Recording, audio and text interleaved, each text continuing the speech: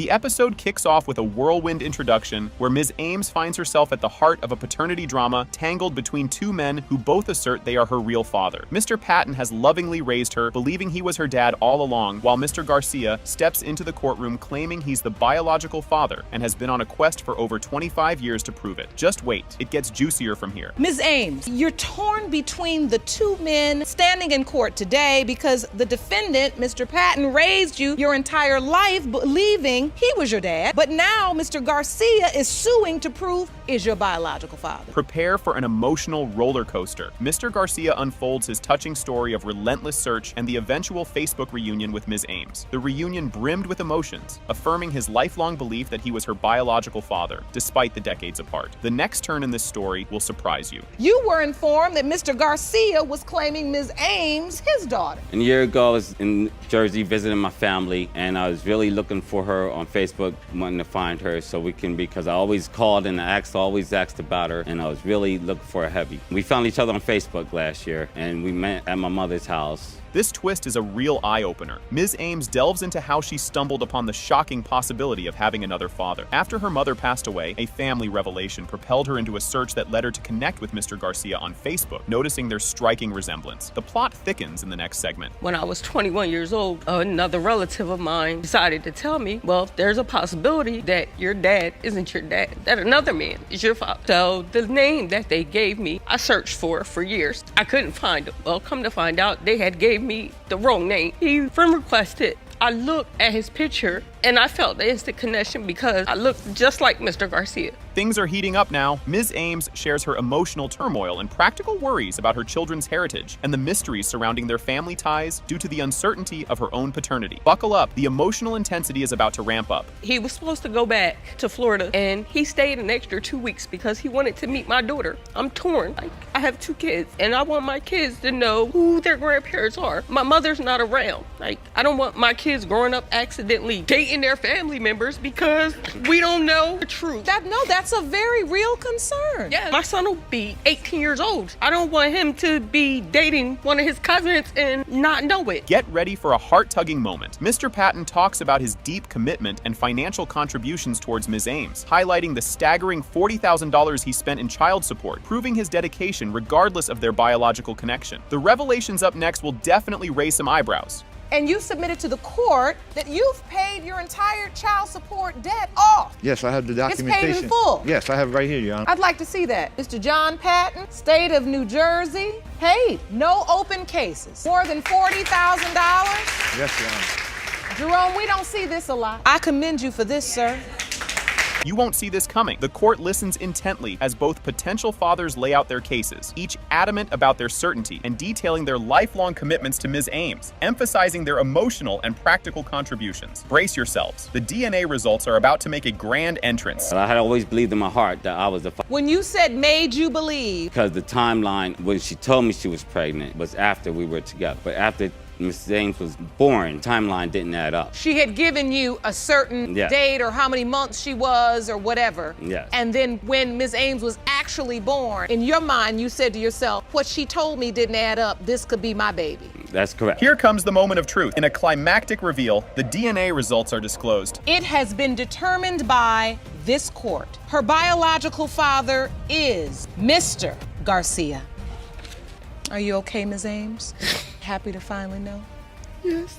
Buckle up, folks. Mr. Lloyd steps into the courtroom with a bombshell claim that he believed he was the father of Miss Riley's daughter, Courtney Marie Grimes. The twist comes when another contender for fatherhood is hinted at, throwing Mr. Lloyd for a loop. Miss Riley stands firm, completely sure that Mr. Lloyd is not the dad, and she's ready to throw down evidence to prove it. As the judge calls for backstory to untangle their complicated relationship web, you can't help but grab your popcorn. Mr. Lloyd, you are in court today to prove that you are the biological father of the defendant's 1.5-year-old daughter, Courtney Marie Grimes. You claim the defendant led you to believe that you were the father, to have a bomb dropped on you that another man was her dad. Ms. Rayleigh, you say you are 100% sure that Mr. Lloyd is not Courtney's biological father, and you will prove your case in court today. Just when you think it's a regular Tuesday, Mr. Lloyd and Miss Riley dive into the juicy details of their romantic timeline, hinting at a swift cohabitation post-hookup. The plot thickens as they recount the pregnancy announcement, and Mr. Mr. Lloyd's roller coaster of emotions, from elation to suspicion, thanks to a timeline that doesn't quite add up. Strap in, because the emotional roller coaster is just picking up speed. At the time you were dating Miss Rayleigh, did you feel like you were in an exclusive relationship? At the time, I didn't. You know, as it prolonged, I did start catching feelings for her. Actually, we moved together after. When she tells you she's pregnant, she comes to you and says what exactly? We was actually sitting in her room, actually. We was talking. She started crying, said she was pregnant. I was excited, you know, this is my first child, so I was excited. I was willing to take up the responsibility to be in Courtney Grimes' life. Hold your horses. Here comes a twist. Miss Riley drops a truth bomb that the baby might not be Mr. Lloyd's after all, based on some date discrepancies. Mr. Lloyd recounts his dramatic exit to Indiana, painting a picture of a man scorned by uncertainty and betrayal. What's next? Even more bombshells, so keep your eyes peeled. Your Honor, I was 9 weeks pregnant when I found out I was pregnant. That's when the doubting and everything. I said, well, 9 weeks ago, I wasn't with Mr. Lloyd at all. I was with Mr. Grimes. It was around Super Bowl, which was in February the 2nd is the day that they trying to say I was conceiving between the 2nd, I believe the 6th, and I wasn't around Mr. Lloyd at the time that they had gave me my conceiving date. Excuse me, we was dating around the Super Bowl too. You know what I'm saying? We was dating. You won't see this coming. During the baby's birth, it's Mr. Grimes who's in the room, not Mr. Lloyd, adding another layer of Maury-esque drama to this paternity puzzle. The judge digs deeper, revealing a tangled mess of timings and relationships that makes you wonder if they should just start a soap opera already. The suspense is building, and trust me, it's about to explode. She let me see Courtney Grimes whenever I wanted to. She'd give him his chance and still give me my chance too. She gave the baby Mr. Grimes' last name. She gave him his last name. Actually, I'm the one who came up with the name Courtney Marie. Actually, Mr. Grimes came up with the name. You sleeping with two different guys, but they both picked the same name. How awkward that sound. They both said Courtney. That's what we think is a good name. Yep. Just when you think it can't get more tangled, the emotional stakes are sky high as Mr. Lloyd and Mr. Grimes vent their frustrations over the murky paternity waters. The duo's candid sharing session highlights not just the confusion, but the raw emotional turmoil of being caught in a paternity pinball machine. Get ready, because the next reveal is a doozy. When Corey, Mr. Lloyd, got out of her life, I told her, give me blood, I'll give her baby love, basically. I'm tired of her playing both sides. I got 6 other kids that I gotta worry about. She's not finna keep playing with this kid. If Courtney minds, Courtney makes 7. How old are you, Mr. Grimes? 23. Had a baby. We just had a baby together. That's the 8th one. Now you all, No. Now you all know. How many kids you have, Mr. Lloyd? This will be my first child, you know what I'm saying? As if ripped from a daytime drama, Miss Riley vents her sheer frustration and exhaustion, demanding clarity once and for all to end this back-and-forth paternal ping-pong game. Her plea for resolution is palpable, and you can almost hear the dramatic background music swell. The climax is near, and it promises to be a jaw-dropper. And that's what makes me upset about this whole situation, because they be trying to play me like I'm just this bad person, this bad mother, and this just bad. And I'm not. I had conversations way before I even turned 7 months that he's not the father. I never told him that he wasn't the father. To hear him say this in court today, he would never, ever speak to me again unless it's about our children. And that's it. Brace yourself for the grand finale. The DNA results are in. It has been determined by this court. The biological father is Mr. Lloyd. Can you handle this roller coaster? Ms. Mueller brings up her challenging childhood and her achievements as an adult, emphasizing her need to know her father's identity. She expresses that despite her personal growth and accomplishments, the missing piece in her life is the identity of her father, leading her to bring the defendant, Mr. Robinson, to court to prove his paternity. Just when you think the drama has peaked, the next twist ramps it up even more. Mrs. Mueller, you say that after an extremely painful childhood, filled with much heartbreak and pain, you turned your life around, joined the military, and got married. But the one thing you still need to know is who is your dad. You've dragged the defendant to court to prove he is your biological father. This next part really throws a wrench in the works. Mr. Robinson admits to knowing he isn't Ms. Mueller's biological father, but pretended otherwise to avoid hurting her. His confession sets the stage for the emotional and legal complexities of their relationship, highlighting his internal conflict and the implications of his deception. Brace yourself, because the emotional depth just keeps getting deeper. You claim that you've always known you are not Ms. Mueller's biological father and feel badly that you pretended to be just to stop her from being heard. So, Ms. Mueller, what emotions are you feeling today standing? I'm hurt, I'm angry, I'm annoyed. Your Honor, when I grew up, I had a rough childhood. I didn't really know either one of my parents very well. I basically raised myself. You might need a tissue for this one. Judge Lake acknowledges Ms. Mueller's military service and recognizes the visible pain she carries. Ms. Mueller breaks down, sharing her feelings of neglect and the emotional impact of not having her father's support, especially during significant life events like her military deployment. Grab some popcorn. The saga continues, and it's a real doozy. I joined the Army. I went and served my country overseas. I came back. I'm in school now, on the dean's list, getting my bachelor's degree. I'll be done in a year. I'm married to a man who loves me and supports me fully. And thank you for your service. But I still see the... I'm so hurt. I just feel like nobody cares. Or like, Your Honor, when I was getting deployed to Iraq. Here comes a curveball. Mr. Robinson explains his presence in Ms. Mueller's life despite his doubts about being her biological father. He details his efforts to be there for her, which Ms. Mueller contests, claiming she felt unsupported and disconnected from him throughout her life. The plot thickens, and you won't believe what's up next. Talk to the court about your doubt, because this is a beautiful young woman. Yes, Your Honor. I've always been there for Miss Mueller. Even from the day she was born up to this present day.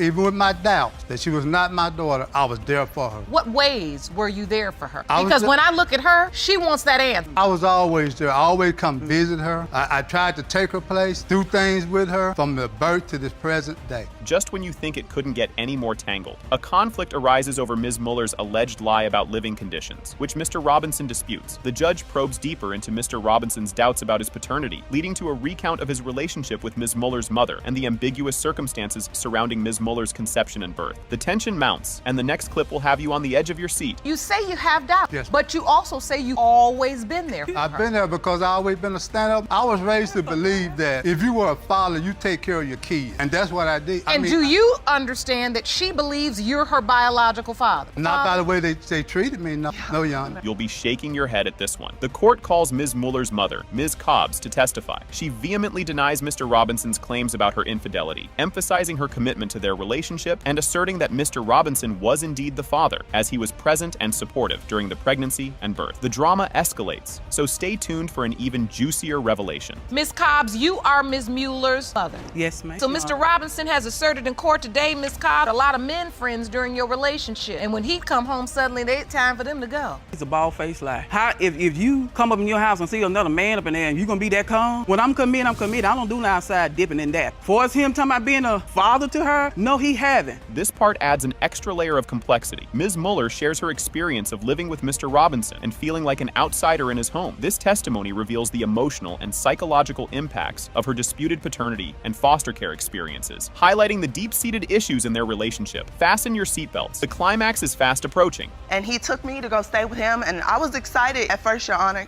I was thinking, there's a family. I can go be with some family. When I got there, I felt like I didn't belong. They treated me like I was outsider. I didn't get along with. Constantly, every day, my stepmom would tell me that he wasn't my father. What? She would tell me that another man was my father. Why go get the child if you're gonna bring her home just to have her be verbally abused? Your Honor, it wasn't that way. I went to get her, to take care of her, to get her out of foster care. Get ready for the grand finale. The climactic reveal of the DNA results confirms. It has been determined by this court. Mr. Robinson, you are her father. What?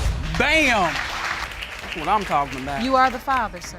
Can you believe this opener? The court session kicks off with Ms. Johnson and Ms. Davis stepping up to finally unravel the mystery of their paternity. They spill the beans about a funeral fiasco where a random guy claims he's their real dad, sending the audience into a tizzy. Grab your popcorn, because it only escalates from here. Ms. Johnson and Mrs. Davis, you are here in court today to finally find out if defendant is your biological father. You both claim at your mother's funeral a different man approached you and announced he instead is your father. Get ready for a plot twist. Ms. Johnson recounts a bizarre encounter at her mom's funeral, where a stranger suddenly hugs her and claims paternity, all while she thought Roger Johnson was her dad. The courtroom is buzzing with tension as she navigates this emotional bombshell. Just wait, it's about to get even more tangled up next. Explain to the court what happened at your mother's funeral. At the time, I haven't seen my mother in 4 years. I was at work, and that's how I found out that my mother had passed away. Now, the day of the funeral, when I had walked in, this guy had walked in in behind me and put his hands around me and asked me, how is my beautiful little girl doing? Well, here at this time, I had thought that the defendant, Roger Johnson, was my biological, and at the time, I did not know who was behind me. This revelation will knock your socks off. In a dramatic turn, Mr. Johnson admits his long-standing paternity doubts, mentioning a family friend who might actually be the biological father. The plot thickens, leaving everyone on the edge of their seats. But hold your horses, there's more drama just around the corner. You knew this man already? Yes, Your Honor. So you grew up knowing this is just a friend of your family? Yes, Your Honor. Then he announces he's your father. Yes, Your Honor. Him and my mother when she was alive. When Yes, she Your was Honor. alive, mention that. What did your mother say to you? Mother would say that she wasn't for sure, but a lot of times she would change her mind and say that Johnson, the defendant, was my biological father. Buckle up for more revelations. Mr. Johnson dives deep into his past marital woes, revealing his suspicions about his wife's fidelity and recounting the moment he caught her with another man. The emotional stakes are sky high in the courtroom. The roller coaster isn't over yet, so stay tuned. You're not spending the time with me. She would go off and be with these other guys while I was at work. Come on, every man, every woman knows when their partner's cheating on them. Did you ever catch her? Did you ever witness firsthand? I caught her in the man's apartment, but actually caught her activity, no. Just when you think you've seen it all, the court reviews divorce documents showing Ms. Johnson's mother waived all parental rights. Mr. Johnson shares how he single-handedly raised his daughters, earning heartfelt applause from the audience. But there's more heartfelt drama to come. Keep watching. It's my divorce papers. So this is a final judgment of divorce. It says the defendant, which was your mother at the time, will not pay any child support, she having given up all parental rights to, yes, Your and Honor. that would be you, Mr. Johnson. Yes, Your Honor. I asked So for she no- relinquished her parental rights. You raised these children on your own. Yes, Your Honor.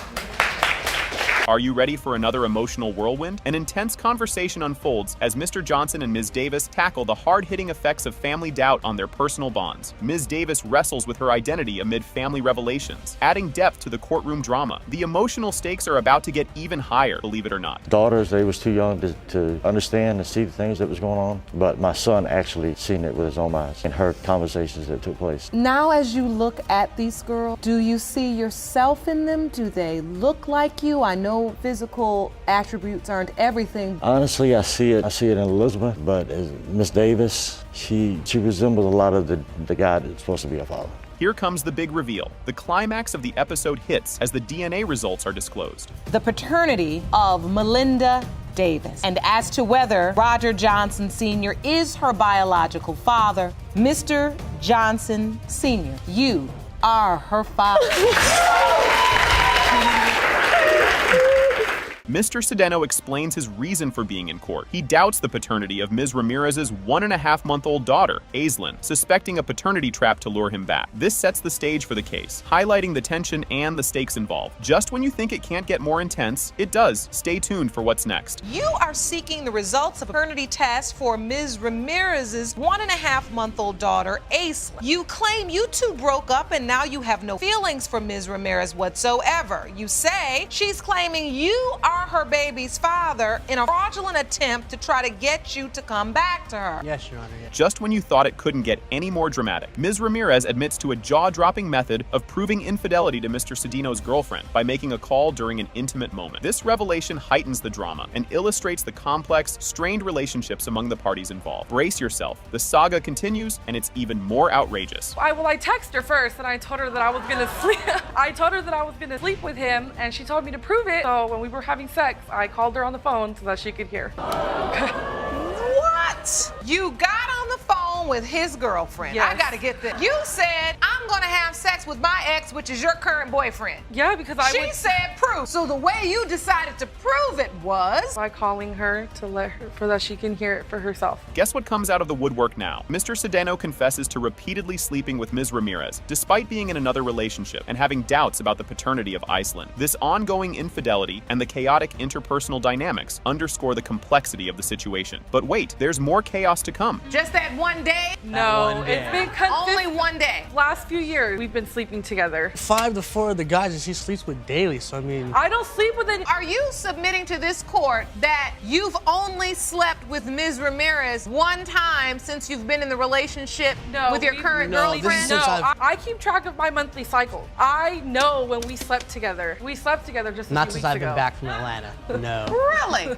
And just when you think you've seen it all, the court discusses a provocative text message that indicates Ms. Ramirez's intent to get pregnant by Mr. Cedeno, potentially as a form of retaliation or manipulation. This moment reveals the depth of planning and potential deceit in the relationship. The next twist is just around the corner, and it's a doozy. 3 minutes later, she's pregnant. So you heard through the grapevine, through a friend, that she was setting you up. Yeah, he showed me the text. Pretty much, I'm gonna get Michael to have another kid with me. Well, I just had a kid with my girlfriend a month prior to her baby that she just had.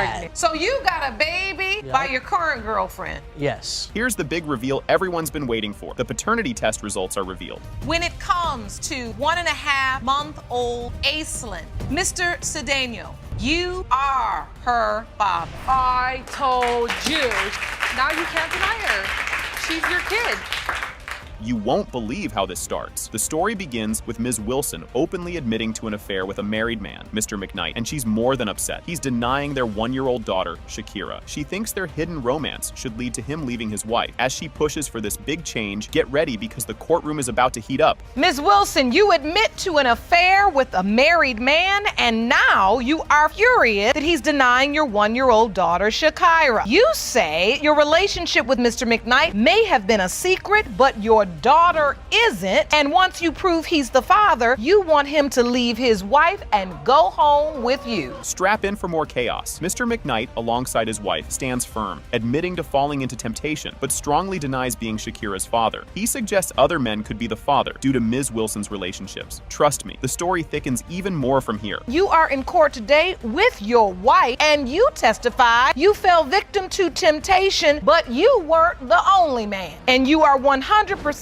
certain you are not Shakira's biological father. So, Ms. Wilson, explain why today's results are so important to you. Because my daughter is not a secret, and she needs to know her other siblings. And the roller coaster continues. Ms. Wilson explains why today's DNA results are crucial for her. She reveals their affair began when she returned his lost wallet. But don't go anywhere, because what happens next is even more shocking. How did this start? I was coming in to cash my check, and I seen a wallet on the floor, and I picked the wallet up, and I seen his ID, and it said Ramon McKnight. And I said, I seen him at the job. So when I seen him at the job, I handed him his wallet. And so after that, I seen him numerous times, and then he just asked me for my number. Oh, so it started off as a good Samaritan? Yes. And once that happened, it started communication? Yes. Here's where it gets spicy. From a simple act of kindness to secret hotel meetups, Ms. Wilson describes how returning a wallet led to late-night chats. Mr. McKnight shifted from being a damsel in distress to a Casanova, despite being married. Oh, but wait, there's more drama ahead. And did he say to you, I'm married? He was keep telling me like he was tired of his wife. I never said that. Yes, Your Honor, he did. He told me he was tired of her. So he told you he was married, but he said, I'm tired of my wife. Yes. Your Honor, may I say something, please? That's what they all say. Your Honor. Yes, that's what he told me. He Your told me he Honor. was tired of her. She don't cook. All she do is be home, watch the kids. She not trying to work. She not trying to help me provide with children. Cue the plot twist. Mrs. McKnight, the betrayed wife, steps up to challenge Ms. Wilson's story, pointing out inconsistencies between private phone calls and court statements. Things quickly get very complicated. Buckle up because the emotional fireworks are just starting. What she just said in here in court, that's not what she told me. She was the one who initiated contact.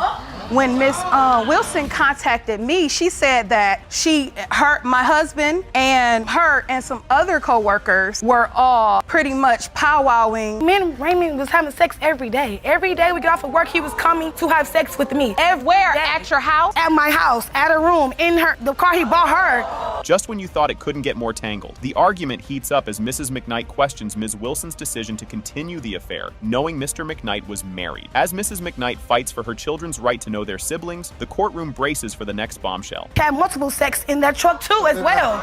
So let's come on, boo-boo, let's not get it twisted. Your man be sleeping with me every night. And when he lying to you, calling you, saying he's doing overtime, he's with me. Is that something you proud of? No, I'm just letting her know the truth. These are the facts. See, yes, I am legally married to my husband, and that's why I'm standing by him right now. But as a woman, I don't have to go back and forth with Miss Wilson. I don't have to try to degrade her. I felt like some adult in this position needed to be responsible. Can you handle what's next? Attention turns back to Mr. McKnight, the man caught in the middle. His tangled testimony begins to fall apart, revealing the workplace gossip and peer pressure that fueled the affair. Don't move an inch. The revelations are about to get even more intense. As a married man at your job, supposed to be minding the business that pays you, Yes, ma'am. that you end up trying to sleep with Miss Wilson.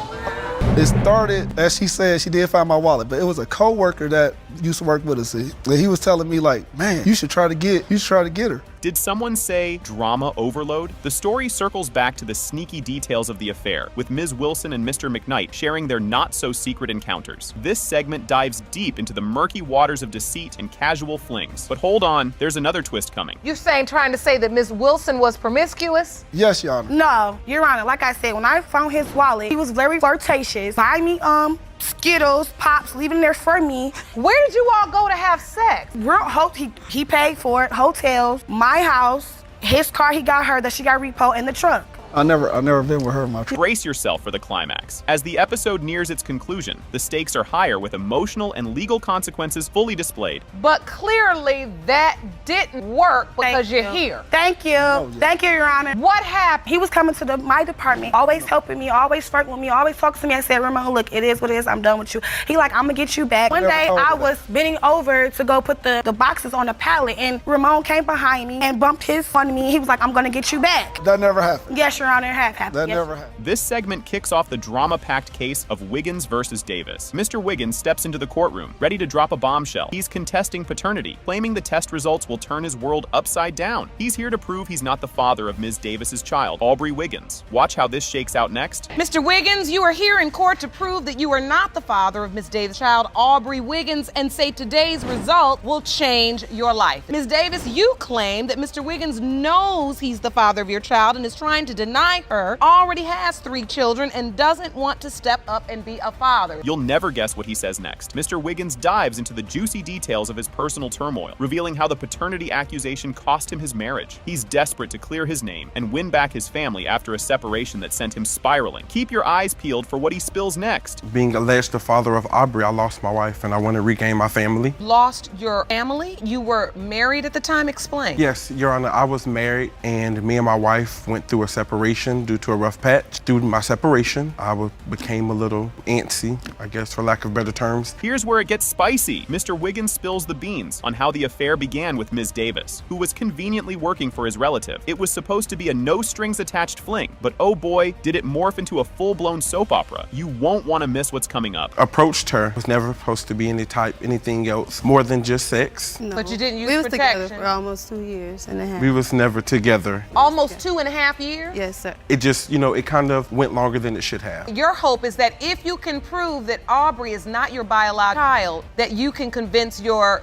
ex-wife, which, the woman, I guess she left because of this situation? Yes, ma'am. Just when you thought it couldn't get more tangled, Ms. Davis throws a curveball, insisting Mr. Wiggins had dreams of a picket fence future with her, totally smashing his casual fling narrative. The clash of their stories just adds more fuel to this fiery drama. Wait till you hear what's next. He stated that multiple times. Was he telling you there was going to be a future? Yes, he wanted to get a divorce from his wife. No, he wanted Your to be Honor. with me. No, Your Honor. Were you still trying to work it out with your wife? You were sleeping with Ms. Davis? I was. That's also the reason why I have a child that's 2 months younger with my wife. They were pregnant at the same time, your wife and your mistress. They were, Your Honor. Grab your popcorn, folks. Mr. Wiggins admits he was playing the field, sweet-talking Ms. Davis to keep the affair alive. The crowd's reaction? Priceless jeering. He's weaving a web of lies that's just getting messier. The next revelation will have your jaw on the floor. You were a married man. was. You sleeping with this girl. You approached her, pursued her. Not 2.5 years. It was 2.5. We did sleep around for months, but it wasn't 2.5 years. 2.5 years. How did your wife find out? Miss Davis told her that she was pregnant and that she wasn't going anywhere. She inboxed her on Facebook, which caused a lot of havoc in my life. You wasn't gonna be a man. It caused the havoc, or did you cause the havoc? He did, because Hold on to your seats. It's a wild ride. The paternity saga gets juicier as Mr. Wiggins recounts a misunderstanding about another man that casts serious doubt on the paternity of Aubrey. Discoveries about secretive chats crank up the drama to 11. Fasten your seatbelt for the fallout. Decides that he wants to go through my phone, found a little statement about me and the guy it's much talking. more than that, Your Honor. Let's back it up a little. Yes, we did intend to plan Valentine's Day together. However, prior to us going to the hotel, we got into a bit of an altercation. I don't remember the exact detail. And my my family member seen her be picked up by another guy. That was my cousin. That she claims to be her cousin. Did you see that twist coming? The plot thickens over a disputed birth certificate, suggesting sneaky shenanigans with the paperwork. This pivotal scene could change everything about Mr. Wiggins' claim. The suspense is building, and you'll want to see what explodes next. Did you have doubt when she initially told you she was pregnant? No. Absolutely. No, you didn't. The birth certificate, you know, I was at the hospital. You were? I were, not when the signed it. birth certificate was signed. I can show you. Is this the exhibit you brought today? It is. I'd like to see it. I'm educated enough to know my own birth date. This is the birth certificate. Apparently she knew my name. This is the birth date that's listed on Aubrey's birth certificate. My birthday is November the 9th, 1990. The one this you wrote. 11/11/1990. I didn't write anything. And the plot thickens. On the eve of the court showdown, both Mr. Wiggins and Ms. Davis confess to still mixing business with pleasure, despite the chaos it's caused. This bombshell hints at deeper emotional ties and a whole lot of unresolved issues. The climax is up next, and it's a doozy. It's been a while. Last night. No. Your Honor, we was at separate hotels. No, Your Honor, that's not true. And you made your way to my hotel. That is not true, Right. Your Honor. We did go to dinner, Your Honor. But And afterwards? I went to my respective places. No, he came to my room. Mr. Wiggins, you look like you lying. No, because... Get ready for the big reveal. The DNA results are finally in. Mr. Wiggins, you are the father. Can you handle what's unfolding? The introduction not only sets the stage, but throws down the gauntlet for a family drama that's nothing short of a soap opera. 3 adults, 2 mothers, and 1 elusive defendant are at the heart of this paternity battle, each armed with their own high-stakes emotional baggage. And if you think that's juicy, just wait until you see what's next. 3 different adults with 2 different mothers brought the same defendant to court today in an effort to prove paternity. Mr. Heron and Mr. Medley, you are here to Mr. Medley Sr. that you are indeed his son. Things are starting to simmer now. Judge Lake steps up to bat, addressing the high-tension claims from Mr. Heron and Mr. Medley, who are both on a mission to prove their paternity, while Ms. Johnson is all about proving that the defendant, who shockingly claimed ignorance of her existence, is indeed her father. As the tension mounts, the courtroom buzzes with anticipation. Strap in, because the roller coaster is just getting started. You grew up without a father for 26 years and claimed when you finally found the defendant, he claimed he didn't know you existed. Yes, Your Honor. Mr. Medley Sr., you say the results of today's paternity test will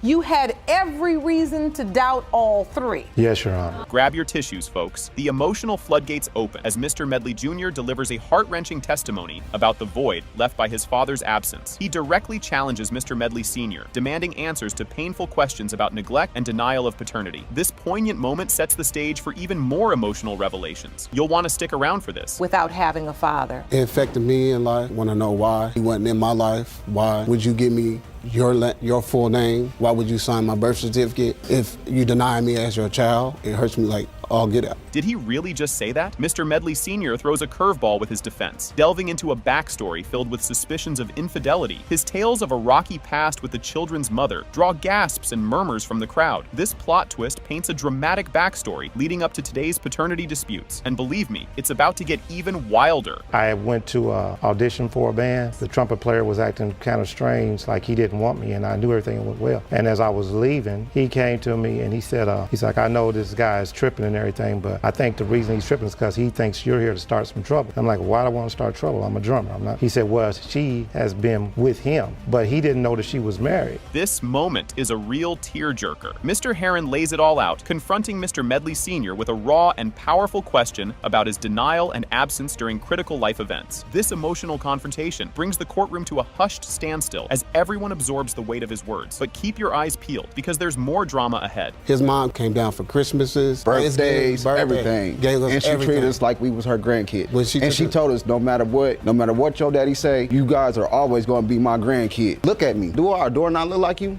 Honestly. Spitting in it. And you gonna sit up here and say that I'm not your son? I don't know. You won't believe what comes next. The drama intensifies as past incidents that scarred the children come to light, including a particularly severe injury that went unsupported by Mr. Medley Sr. The courtroom's tension spikes as these revelations lead to harsh criticisms of Mr. Medley Sr.'s fatherly duties, or lack thereof. And just when you think you've seen it all, there's more. And in the 80s, we did not have DNA. We had blood tests. I tried to get blood tests, but now just a swab of the mouth, so there's no pain in that. Well, there is a lot of pain here. I have to say, I see it.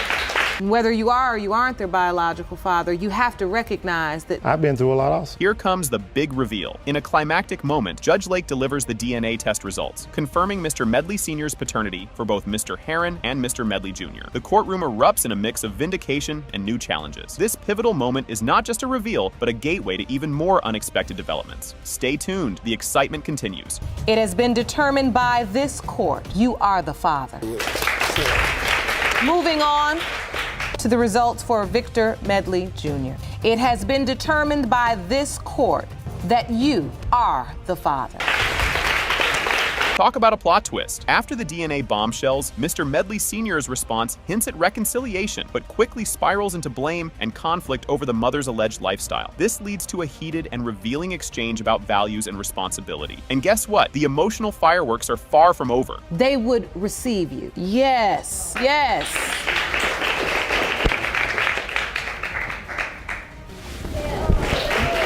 Yes. Love you, man. Expect the unexpected. In a stunning turn of events, the DNA results. It has been determined by this court, Mr. Medley Sr., you are not her father. Okay. Ms. Sanchez is laying it all out there, declaring that today's DNA results are make or break for her future. She's in a spiritual union with Mr. Turman, but get this, he won't make it legal because he's not convinced he's the dad of her 8-month-old munchkin. She's desperate for these results to salvage what they've got. You'll want to see how Mr. Turman handles this curveball. Say today's DNA results mean everything. Spiritually married to the defendant, claim his denial that he fathered your 8-month-old son has stopped him from legal marrying. You need paternity proof to save this relationship. You doubt you are Jordan's father and say your marriage is not a real legal marriage, and it won't be unless Ms. Sanchez, is that correct? Yes, Your Honor. How intense was that? The sticky issue of paternity is literally freezing their legal marriage in time. Mr. Turman's caught in a weird limbo, not just legally, but emotionally too, which messes with their family dynamics big time. They're stuck at a crossroads, not knowing which way to turn. The emotional roller coaster is just getting going. I'm here because, like she said, we got married. I couldn't go through with it. There's too many trust issues. I feel like if you don't have trust, you can't go forward with the relationship. So this paternity question, literally your legal marriage on hold. Yeah. You refuse to move forward, and you're basically living in not just legal limbo. Both parents to grow up in a functional household. Could you cut the tension with a knife or what? Mr. Turman dives into the tale of how they first met on Tinder, which quickly escalated to a whirlwind night of passion. This rapid-fire intimacy kick-started a whole saga of trust issues. Next up, an unexpected twist that turns everything upside down. We met on Tinder, and I'm swiping, and I came across her profile, and I super like is when it goes directly to them, so they know first night, because she was with somebody else she met from Tinder. So the second night is when we actually hung out. We had some drinks, one thing led to another, and we had sex the first night. That revelation just dropped like a bomb, didn't it? Picture this. Mr. Turman stumbles upon men's boxers in the trunk during a casual grocery run. Talk about awkward. Ms. Sanchez claims they're just a mix-up from doing laundry at a relative's place. If you thought that was a hoot, just wait until you hear what they find next. We went to the grocery store, came back, so I go to the trunk to get the groceries or whatever, and I find men's boxers in the trunk. Now, I know for sure these aren't mine. What? How did these men's boxer shorts get in your trunk? Oh, I had done laundry at my family member's house. I have male family members because there was more than just one thing of boxers. What a game changer that was. They crunched the numbers and boom, the conception dates line up suspiciously well with Mr. Turman's timeline of distrust. His fears are getting all the more real, affecting even the simple joys of family life. Brace yourself, because what happens next is a real doozy. Doing all those things, a lot of the arguments that we have, so it just causes a lot of fights between us, and it causes us not to be able to move forward. I was going to go out with my friend. She didn't want me to. I went out anyways. Well, you don't need to come to the hospital because he's not yours. We're good. What? Yeah, she's like, we're good. We don't need you. Don't come to the hospital. He's not yours. Here comes the big reveal. Strap in. The DNA results are in, and guess what? It has been determined by this court. Mr. Turman, you are the father. Can you believe the drama that's about to unfold in this courtroom? Ms. Pringle opens a paternity case against Mr. Brown, asserting that he denies fathering her 18-month-old daughter, Tatiana. She lays it all out, describing his neglectful behavior towards their daughter, as if he's auditioning for the role of the invisible man since her birth. This is only the tip of the iceberg, though, so keep your eyes peeled for what comes next. Ms. Pringle, you open this case against Mr. Brown. You say he denies fathering your 18-month-old daughter, Tatiana. You state he has acted like she doesn't exist since the day she was born. You want Mr. Brown to step up after today's result? Prove he is the father. Is that correct? Yes, Your Honor. Get ready for a roller coaster of emotions. Ms. Pringle becomes visibly emotional, discussing the pain of raising her daughter alone and describing how Mr. Brown's denial has left a void in their daughter's life.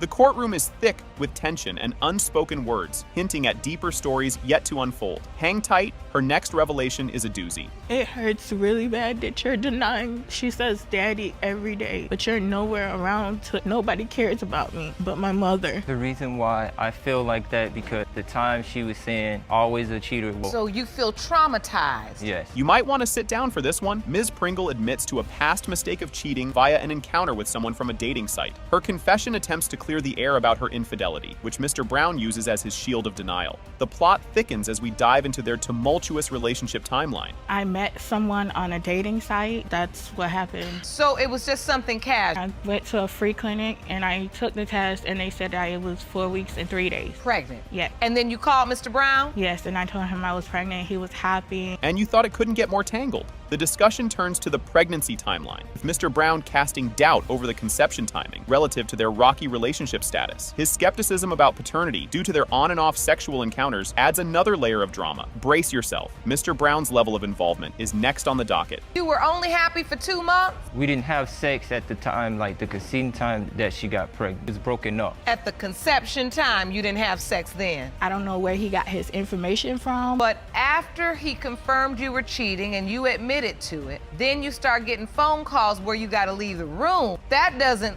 feel too good. You're not going to believe this next part. The judge probes into Mr. Brown's involvement during the pregnancy and Tatiana's birth, revealing his nearly non-existent participation. Despite his doubts, he signed the birth certificate out of a sense of obligation, a fleeting moment of responsibility in a sea of denial. But don't go anywhere. Scientific jargon incoming. At all in any of the doctor's appointments and go? Just one. You didn't come to the birth? No. So I guess you didn't sign the birth certificate either. I signed it because I felt like she needed a father, a feeling like she has a dad to depend on. Did you have doubts when you did that? Yes, but I felt kind of bad. A child to go through the same thing I went through. As we dive into the nitty-gritty, both parties claim to have medical evidence supporting their cases. Ms. Pringle points to shared physical traits and conditions between Mr. Brown and Tatiana as clues to his paternity, while Mr. Brown counters with his own health trivia. The courtroom's about to turn into a biology class, so stay tuned. Ms. Pringle, you say you have medical evidence that proves Mr. Brown's Tatiana's biological father. There is no way you can be Tatiana's biological father. That Mr. Brown is, in fact, her biological father? Yes, Your Honor. Other family members in his family is lactose intolerant. I'm not. And because she has the same hairline as him. Just when you thought it couldn't get more convoluted, Mr. Brown brings up his other children, all of whom supposedly share a medical condition with him, which Tatiana does not. This bombshell adds fuel to his fire of denial. But hold on, because the expert's about to school everyone on genetics. Mr. Brown, I want to hear about your medical evidence. And I want it to be a little bit better than Ms. Pringle's. Okay, my medical evidence, I have asthma. Your other kid has asthma? Yes.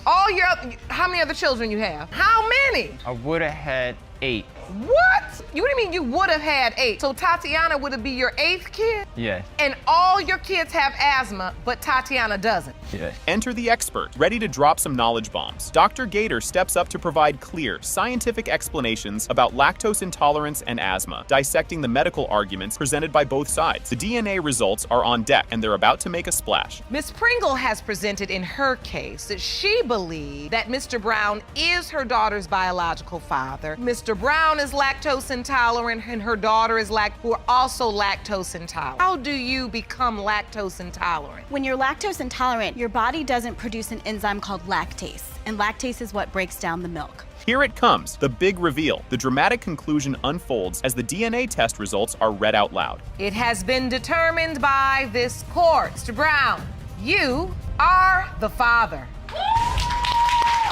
Strap in, folks. Ms. McKeever kicks things off with absolute certainty that Mr. Arnold is the biological father of her 3-year-old son, Kenneth. She's not just throwing shade, she's thrown the whole patio set by requesting a paternity test and suing Mr. Arnold for a cool $1,096 in childcare expenses. Buckle up, because the drama train is just leaving the station. Ms. McKeever, you say you have no doubt that Mr. Arnold, your 3-year-old son, Kenneth's biological father. Yes, Your Honor. And are suing Mr. Arnold for $1,796 in child care expenses. Yes, Your Honor. Hold your horses. Here comes the receipts. Ms. McKeever whips out a list of expenses for Kenneth's care, which includes every diaper, shoe, and piece of clothing, adding up to the disputed amount. Mr. Arnold counters by sticking to his guns about his non-paternity stance. You won't want to miss what the judge has to say next. It's a doozy. So, Ms. McKeever, he says he's on support. What does he actually do for your son? Actually, he has not done anything for my son. I've been playing a big role in my son's life, far as buying him diapers, if I need money to get my kids clothes. But you've never gotten anything? I never got any. Not a dime yet. And so you're suing for child care expenses you've incurred thus far? Yes. The judge isn't having any of it today. She dives deep into the consequences of Mr. Arnold skipping out on a DNA test, which by default made him the legal daddy. The legal snafu of this is the kind of stuff daytime TV dreams are made of. Fasten your seatbelts. The turbulence is real as we head into an even more tumultuous discussion. Young men in your position, you come to court and you say, this is not my child, Your Honor. And then when I ask, did you have an opportunity to take a DNA test? We get a ride to go everywhere else we want to go.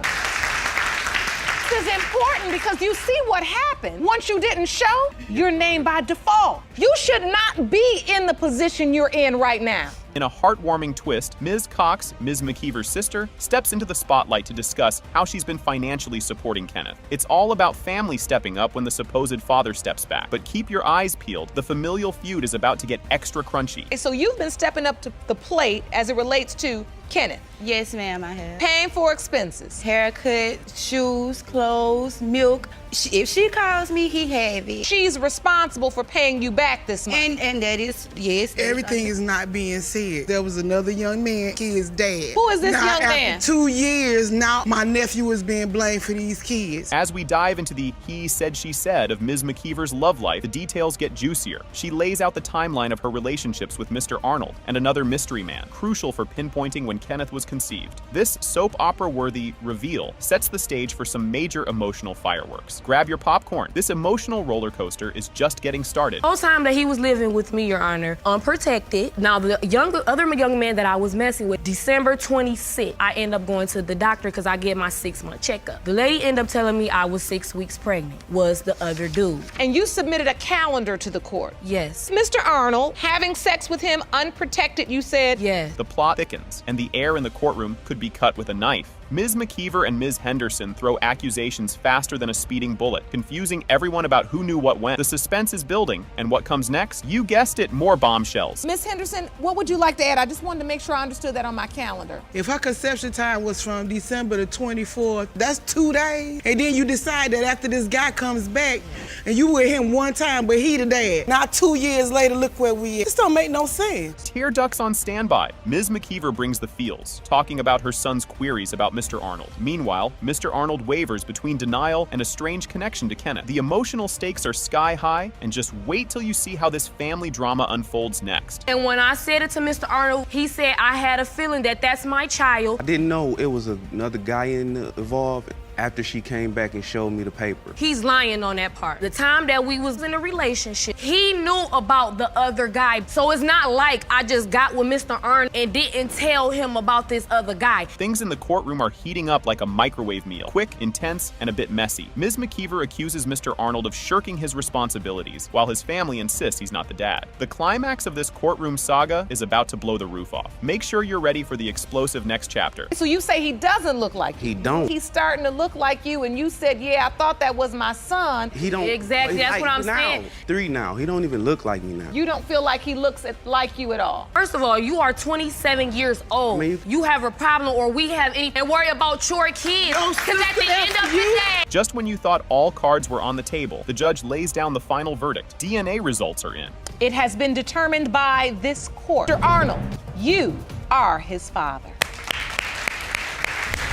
The courtroom buzzes with anticipation. Mr. Muriel and his sister step forward, petitioning the court for a DNA test to disprove his paternity of Ms. Redmond's 18-month-old son, Zadrian. Mr. Muriel firmly asserts he is not the dad, hoping to confirm this with a test ordered by the court. Ms. Redmond counters, insisting Mr. Muriel is the father, as he himself signed the birth certificate, and she argues that a paternity test is unnecessary. Grab your popcorn. The drama is just starting to unfold. Court to order a DNA test to prove that you are not the father of the defendant's 18-month-old son, Zadrian. You have always believed you are not the father. Court grants you the test so you can prove your case. And you say you are tired of being a single mom and state there is no reason for a paternity test because the plaintiff already acknowledged he was the father by signing birth certificate. You can almost feel the weight of the world on his shoulders. Mr. Muriel takes the stand, detailing how the paternity claim hampers his life and budding career as a young entrepreneur. He describes feeling cornered by the responsibilities associated with a child he believes isn't his. He vividly recounts the pressure to acknowledge paternity at the hospital under the watchful eyes of Ms. Redmond's family. Hold on tight, because there's more turbulence ahead. I'm 22 years old. I'm looking to expand my brand. Putting a child on me is like stopping me from leaving. And so you say that this young woman is putting a child on you. You signed the birth certificate. Yes. Just when you thought it couldn't get any more intense, during a fiery exchange, it's revealed that Mr. Muriel not only chose the middle name for the child, but also gave him his last name. This twist complicates his claim of non-paternity, as the judge points out the significant legal implications of his actions. Acknowledging he understood what it meant legally to be the father, Mr. Muriel's story digs deeper into the legal morass. Brace yourself. The next part is a doozy.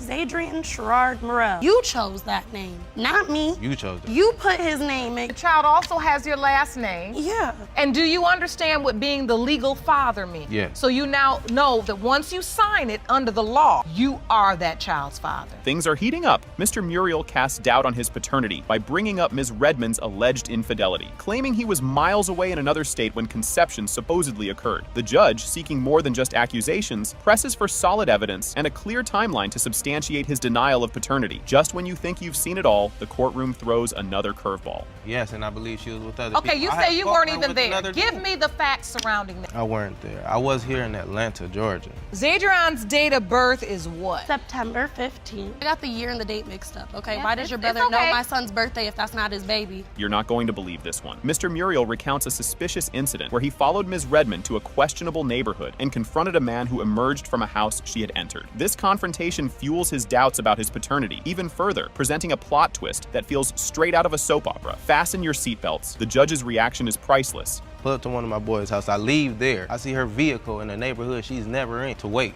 Basically, I watched. I sat and watched whose house she was about to come out of. So I pull up behind her once she comes out and get to the car. And I'm like, who house is this? Who house was you just at? She say some girl name. Show me who you talking about. She's like, no. So I say, I'll go get her myself then. So she gets in the car real fast, turn around, skirt off. So I knock on the door. A dude answers the door. The suspense is killer here. Back in the courtroom for another gripping session, Judge Lauren Lake announces that both parties have completed the DNA testing. Before revealing the earth-shattering results, she allows for final statements, during which Mr. Muriel and Ms. Redmond lay out their emotional and conflicting stakes. The atmosphere is electric as the moment of truth approaches. In our last court session, I found sufficient evidence to warrant ordering a paternity test, and I have those results here for you today. Before I go to the results, I just want to say that is a good person. That is why he signed that birth certificate, because he's like, Everyone in the courtroom is on the edge of their seats. The results are in. It has been determined by this court. Mr. Muriel, you are the father.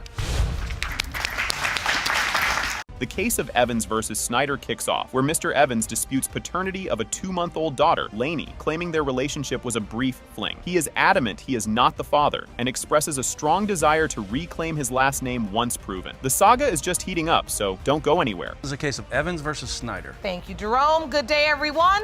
Mr. Evans, you claim your relationship with the defendant was just a week-long fling, and you are certain you are not the biological father of her 2-month-old daughter, Laney. Once today's results prove what you already know, you want your last name back. Are you ready for this curveball? Mrs. Snyder counters with a firm belief that Mr. Evans is indeed Laney's father, emphasizing his need for involvement in Laney's life and her expectation that today's DNA test will settle the matter once and for all. Buckle up, because the twists keep coming. You claim today's DNA test will prove that the plaintiff is Laney's father, and you need him to step up and help support your daughter. So, Mr. Evans, you say you're certain this is not your child. I'm absolutely. Just when you thought it couldn't get more tangled, Mr. Evans vehemently denies paternity, pointing out that the baby shares none of his distinctive features like his nose and eyes. He states he's ready to step up if proven wrong, but remains steadfast in his conviction that he's not the father. What unfolds next will surely keep you on the edge of your seat. The baby doesn't look like me from the get-go. Like, as soon as I saw her, I was just like,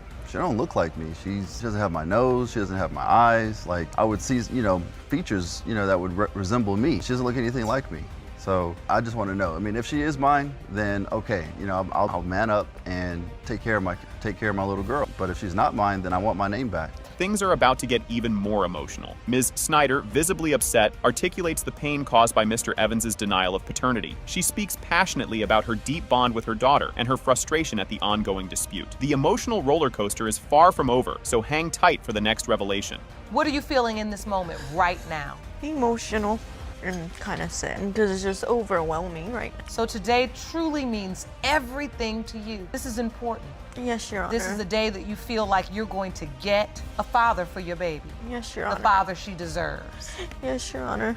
Mr. Evans recounts the peculiar way he met Ms. Snyder during a street performance, which quickly escalated into an unexpectedly wild and public flirtation. This jaw-dropping tale sets the stage for even more eyebrow-raising details to follow. So I was downtown playing drum. So she walks up to me and I see her and she's, looking at me and I'm just like, and then she starts, dancing a little bit and then starts flashing her boobs. And No, I didn't. What? Yes, she did. That's a lie. She starts dancing on top of me. Like, she's No. literally in my lap while I'm playing drums. And while she's dancing on top of me while I'm playing drums by like, entertaining and whatnot, this is great. She's making me more money because people are putting more money in my bucket. As if it couldn't get any more bizarre, the story spirals as Mr. Evans describes a spontaneous and chaotic threesome with Mr. Snyder and his ex-girlfriend, filled with impromptu decisions and risque antics. Just when you think you've heard it all, the next part of the story adds even more spice. So then I get a phone call from my ex saying that she's at my house right now. She brought a guy over because he lost his job, he needed a place to stay. It was the only place that she can think of to bring him. And I'm just like, okay, you know what, fine. But this girl dancing on my lap right now and I'm bringing her home. You didn't say that part. Oh my God. You didn't say that part. I did too say that. I told you what happened right after that, right after I got off the phone. This part is key to the timeline puzzle. As the court digs deeper, Mr. Evans elaborates on the week they spent together, emphasizing their reckless and unprotected encounters, which he believes did not lead to conception. But the plot thickens, and what's next is crucial. I can't move on from this point until I say, now you know you don't have no business playing drums out there on the street, then coming back home with some woman and not using protection, and you don't have no business coming home with him and not using no protection. Yes, sure. I understand that now. This update changes everything. Ms. Snyder drops the bombshell of her pregnancy while Mr. Evans is out of state, introducing doubts about the timing and paternity given their brief fling and her later interactions with another man. The drama escalates rapidly, leading to a pivotal moment just ahead. Take me to the day you find out Miss Snyder is pregnant. Okay, so I'm in Colorado at this point working, and she calls me in between July and August of 2018. I get a phone call from her and she told me that she was pregnant. So, when do you find out when the baby's born and, what's the sex and everything? And so she told me it's possibly a girl and she's due sometime in January, or December. The courtroom is buzzing with anticipation. A detailed analysis of the conception window is laid out based on the timeline of their sexual encounters. This analysis hints that Mr. Evans might actually be the father, despite all his doubts. Stay tuned, because the DNA test results are about to make a big splash. You had sex with the other guy the 22nd through the 28th. If you do the calculation, the window of conception would have been around the end of March to the first week of April, you to believe that Mr. Evans, Laney's biological father. Yes, Your Honor. Mr. Evans is the only man you were sleeping with during that time? Yes, Your Honor. Because you didn't meet him until the 1st. Yes, Your Honor. The verdict is in. Are you ready for this? The DNA test results are unveiled. It has been determined by this court. Mr. Evans, you are not the father. You were right, Mr. Evans. You are not her biological father.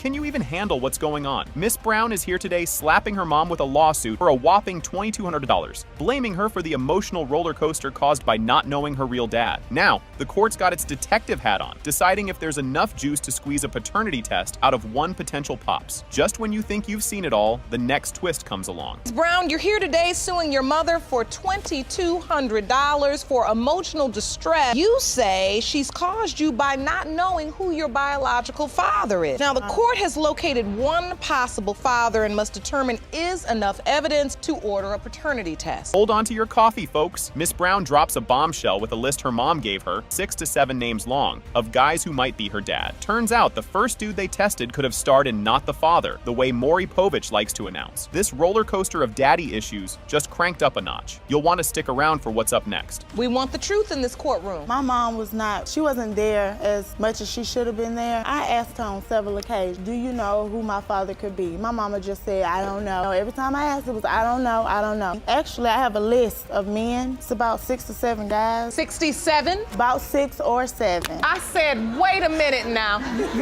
Okay. You couldn't make this stuff up if you tried. Miss Brown spills the beans about her rocky childhood, bouncing around foster homes, all thanks to the mystery of her dad's identity. She even had to drop out in the 9th grade to look after her sick grandma because, you know, life wasn't tough enough. Hold tight, because the emotional floodgates are about to open even wider. I was in and out of foster care on 3 different occasions. Foster care wasn't so good, you know.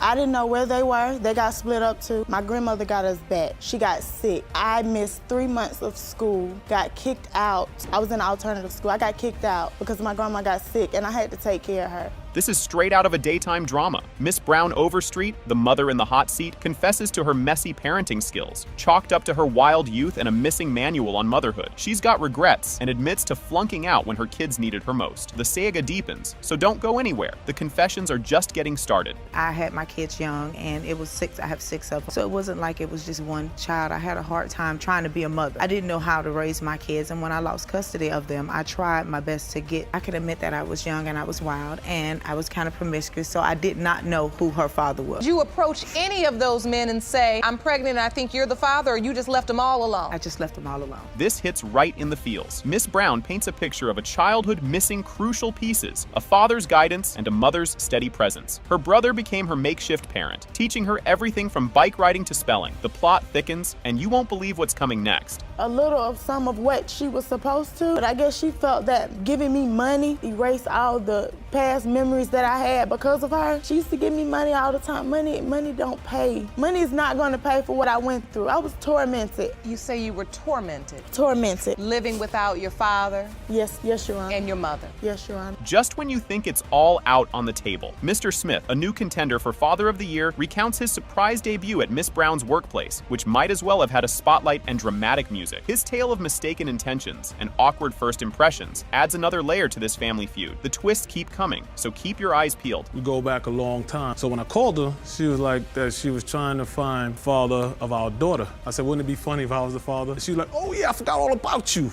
I'm like, you forgot all about me. Then I was adding up the days. If I have a child out there, I want to know. I get out the car and my cousin pointed her out, so I was looking at her. So she came up and I said something to her first, and she was smiling at me like I was trying to flirt with her or something. So I'm like, yo, whoa, hey, I might be your father. You busy trying to flirt with me. Ever heard a story twist like a pretzel? Here's Mr. Smith with a doozy about a childhood injury that might have put him on the bench in the baby-making league. But biology's funny that way, and the possibility he's the dad is still in play. The stakes are high, and you'll want to see how this plays out. You know, I really didn't, because like I said, I tried to stand up right then and there. And I had to just be a man about the whole thing and take care of my responsibility. And that's why I'm here. You know, take care of what's mine, that's all. Good, that's good to hear. You stated in your court papers, though, that you have reason to have doubt. Oh. And you just stated in court today she had a boyfriend during the time you slept with her. Oh, yes, Grab your popcorn for this bit. Dr. Gator steps up with a medical mic drop, saying despite Mr. Smith's cringeworthy injury, the man could still be shooting live rounds. This pivotal expert insight could change everything for Miss Brown, setting the stage for a paternity test showdown. The tension's building, and you're gonna wanna see the result. Dr. Gator is from the Rise Men's Medical Clinic, and she's a board-certified family medical physician. Hi, Dr. Gator. Thank you so much for being with us. You've reviewed the evidence in this case. Mr. Smith contends that he had a serious injury and the doctor told him he may not be able to have children because of this. All right, let's get ready to rumble. The court calls for a DNA test to finally put to rest whether Mr. Smith is the dad or just another chapter in this saga. This is the part where we all lean in, because after all this buildup, the truth is about to be laid bare. Get ready for the reveal. It's a doozy. The court is going to order a DNA test and order you to submit to that test so we can get this young woman the answers she deserves. Jerome, please escort them out of the courtroom. You're going to head to the lab immediately. We're back in session in the case of Brown versus Brown Overstreet. Welcome back, everyone. And here it comes, the big reveal. DNA results are in. It has been determined by this court, Mr. Smith, you are not Shantia's father. I'm sorry. Can you believe what just unfolded? Miss Browning and her grandmother, totally fed up with not knowing the real deal, are banking on today's court results to finally shed some light on her dad's identity. They're crossing their fingers for a result that not only confirms who her dad is, but also patches up their father-daughter bond and kicks off some much-needed healing. Mr. Browning admits to being on the birth certificate since he was hitched to Miss Browning's mom when she was conceived, but he's tossing out the idea of being the bio-dad due to their split at the time. And just when you think you've got a grip on the drama, wait till you hear what's coming up next. Browning, you and your grandmother have believed the defendant to be your biological father. You say that you are tired of his uncertainty and denial and hope that when today's results reveal the truth, it will strengthen your father-daughter relationship. You state you are Ms. Browning's legal father because you were married to her mother during the time of conception. You were no longer in an intimate relationship with her mother. It is impossible for you to be her biological father. Hold on to your seats. This next bit is a doozy. As the court drama unfolds, Mr. Browning is sticking to his guns about not being the biological father, hinting that another guy might have been in the picture when his marriage was on the rocks. He tells a tale of a love lost and a relationship that was all but over before Miss Browning was even a twinkle in her mother's eye. Meanwhile, his own mother throws a curveball into the mix, swearing she saw things that would make a soap opera blush. Buckle up, because the family fireworks are just getting started. Your assertion you're the legal father only. Yes, Your Honor. Explain that to the court, please. I'm the legal father of Tiffany, Your Honor, because at the time of Tiffany's conception, Your Honor, I was still married to, well, I'm not biologically the father. I believe the father is another man. I heard he was a drifter. Your Honor, what does it matter, Your Honor? What does it matter? I raised her. I took her to school. I went to the ball games with her. I went to her graduation. What does it matter, Your Honor? You might want to sit down for this bombshell. In a twist that could turn any family dinner awkward, Miss Browning's grandma stands up in court to contradict her son's denial of paternity. She's adamant she saw enough romantic rendezvous at her place to make her head spin, placing Mr. Browning right at the scene of the conception. The courtroom is buzzing with mixed testimonies that blur the lines between past and present, and you won't want to miss what's thrown into the mix next. She said there was another man. She said he was adrift. So she admitted in a previous court proceeding, we're not the biological father, and that this other man she met during the separation was. But I was there. I never heard, I was there in court. I never heard Rose say it. That's not true. That's a lie, Gray. She said it. And Your Honor, my name is not on the birth certificate, Your Honor. She never filed child support, Your Honor, because she never felt I was her father. This next part is heart-wrenching. Grab some tissues. Miss Browning dives into the deep end of her childhood memories, revealing the bombshell about her dad's paternity dropped during a heated family squabble when she was just 12. The scars of that revelation, it seems, dug deep, leaving more questions than answers about who she really is. The emotional roller coaster is far from over, so keep those tissues handy because things are about to get even more tear-jerking. She never accepted me. I actually saw many times. They lived in my house 7 days a week. How does your son's denial make you feel? You say you know. How does it make you feel to hear him deny Tiffany? It makes me feel sad. It makes me feel sad. And it's not for me, it's for her. Right. Things are heating up with some medical mysteries. Evidence is thrown into the mix, showing that both Miss Browning and Mr. Browning share a few quirky health issues: asthma, diabetes, and a pesky shellfish allergy. Could the genes be trying to tell us something after all? The court listens to experts dissecting whether these medical ties are just coincidence or clues to a familial connection. As the plot thickens, brace yourself. The truth bomb is just about to drop. Right up to the witness stand. Dr. Brown Parks, thank you so much for joining us. Thank you for having me. First, I want to ask you, Dr. Brown Park, how does asthma develop? So asthma is a constrictive airway disease. And when we're talking about the father with asthma, the chances of having a child diagnosed with asthma, also a father who has it, is 2.5 to 3 times, depending on the age of diagnosis. And here it is, the grand finale everyone's been waiting for. In a courtroom packed with tension, the envelope with the DNA results is finally opened. It has been determined by this court. Mr. Browning, you are not the father. Okay. I'm so sorry.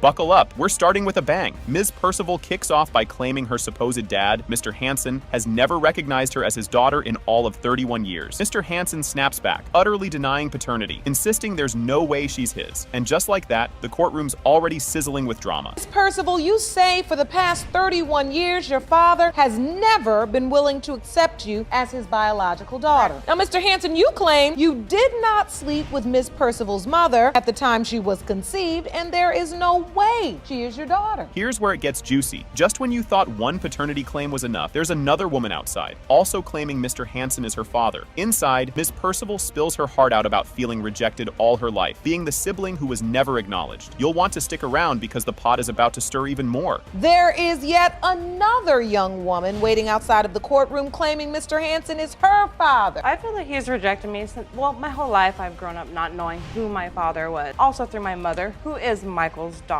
He accepted her when she was a baby, but denied me the whole entire time.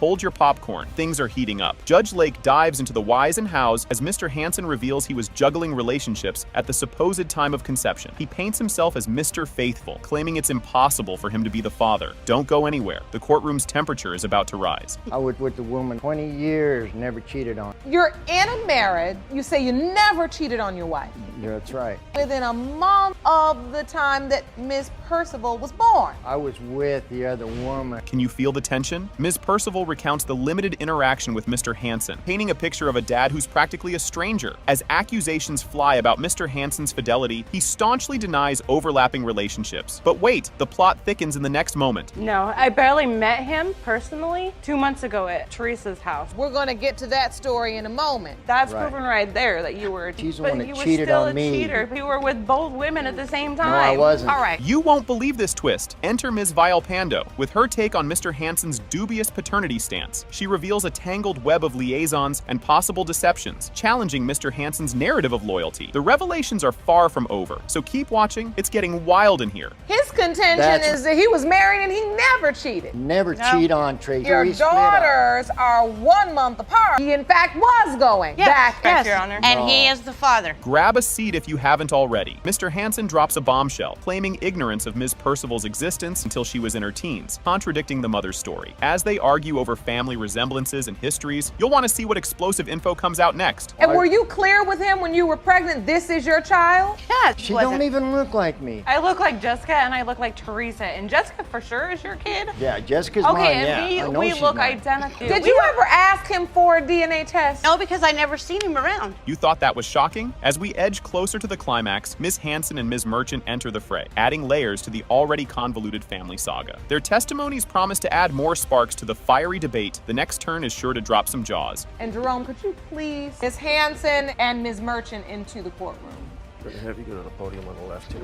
Really? Are you serious? Yes, I'm I serious. can't wait for the child support. Huh? Hold on 1 second before you say what you have to say. State your name for the court. Tracy Merchant. You're Ms. Merchant, and your name? I'm Tracy Hansen. Fasten your seatbelts for an emotional roller coaster. As Ms. Percival and Mr. Hansen delve into the profound impacts of his absence, the courtroom is drenched in emotion. With Mr. Hansen still doubting the paternity, the upcoming DNA results are eagerly anticipated. This is going to be a revelation you don't want to miss. I hear one thing and I hear another, so I mean, they're both, as far as I'm concerned, he's my father, so it's both of my parents right now, because I don't know. But no matter what. I need answers. No matter what, she's gonna be my daughter, no matter the outcome. No matter the outcome. If she's my daughter, I'll take full responsibility. Here comes the grand finale. DNA results are in, and they're about to flip the script. When it comes to the paternity of Ms. Percival, Mr. Hansen, you are her father. There's no way.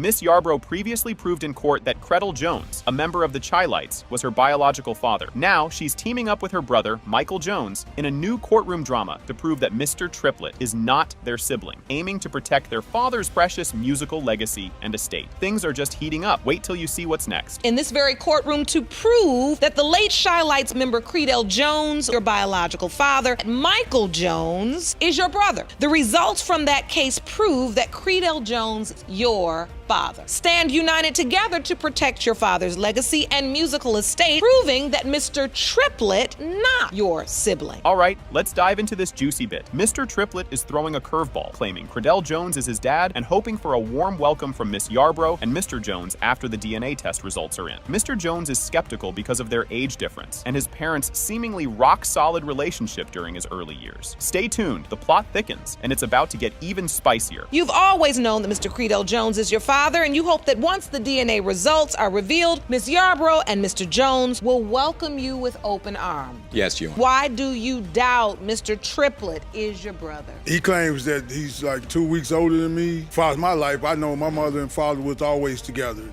Hold on to your seats, folks. Mr. Jones is standing his ground, sharing that his father signed his and his brother's birth certificates, firmly disputing Mr. Triplet's sibling claim, who lacks similar proof on his own birth document. As the tension builds in the courtroom, prepare for the atmosphere to get even more electrifying. My father was there, my mother was there. My dad signed his name on my birth certificate. So you're saying growing up, you were the oldest child? Yes, 50 years. You say your father signed your birth certificate, both of which list Creddle A. Jones as father. Now, this is getting interesting. Mr. Triplet shares some sparse yet poignant memories of Creddle Jones, who seemed more like a mysterious figure than a dad, complicating his claims even further. As he lays out his sporadic interactions, we're about to see how these puzzle pieces fit into the larger family drama. You won't want to miss what comes next. I've only met him twice. The first memory of meeting him, I was kind of pat me on the head, handed me $100 and went up to talk with my mom. Came, but this time my relatives were there. Spoke with my relatives. They knew, and I was able to recognize from the first time that I met him that was the guy that my mom pointed out to me was my father. Here's a twist you didn't see coming. Miss Yarbrough recounts her own courtroom saga of proving her paternity and voices doubts about Mr. Triplet's motives, hinting at a potential cash grab due to the estate's value. But hold your horses. There's more to this story. Watch how it unfolds. Did you ever hear that in addition to yourself, there were other children? I mean, the only ones that I've heard of were Kubi when I got here, but I've never heard of him. I don't know where he come from. Now here we are again, you know, somebody claiming that they're rightful heir, whatever. And then, I mean, if you are, that's fine. And now for a bit of expert wisdom. Mr. Fred Buggs chimes in with his take on Creddle Jones's lucrative music legacy, hinting at the potential for numerous unrecognized claims stemming from the free-spirited 70s lifestyle of musicians. As we digest this expert insight, the stakes are about to go through the roof. We are here on another paternity matter connected to Creddle Jones of the Chi-Lites. Can you shed light on that for us? Sure can. You had a couple of great stand-up singing groups during the 70s. Chi-Lites out of Chicago. Bunch of #1 songs that has been done throughout the years. Publishing has got to be well into the millions. Feel the tension as secrets start to unravel. Mr. Jones opens up about his quest to connect with his father's legacy, shedding light on the emotional roller coaster that comes with uncovering familial truths from Creddle Jones's past relationships. The anticipation is mounting, and the big reveal is just around the corner. I haven't seen my dad since I was 3 years old, 1972. Featuring one of the Chi-Lites members. In that magazine, read the article and thought about Dad. Was he still alive? An email to their PR agency telling her who I was. I haven't seen my father. Later that day, I get an email back telling me she sent the email to Marshall. He asked her for me to send a picture. He wanted to see me. So I took a picture, snapped it, sent it to him. Then today, your lucky day. The moment of truth is almost here. Can you feel it? As the court prepares to disclose the DNA results, the emotional stakes are sky high, especially for Mr. Triplet, who is desperate for closure on his paternity mystery. Brace yourself for a heart-stopping revelation that could change everything. Is that he was told that this was his father. Real contact or connection with him. He didn't really pursue the relationship, but instead did what a lot of young people say, my courtroom. Well, if he didn't really care enough to have a relationship with me, then I just go on with my life and try to do me. But as he began to think, I really don't want to leave this earth without knowing who my father is. Get ready for a groundbreaking moment. The DNA results confirm that. It has been determined by this court. Mr. Triplet,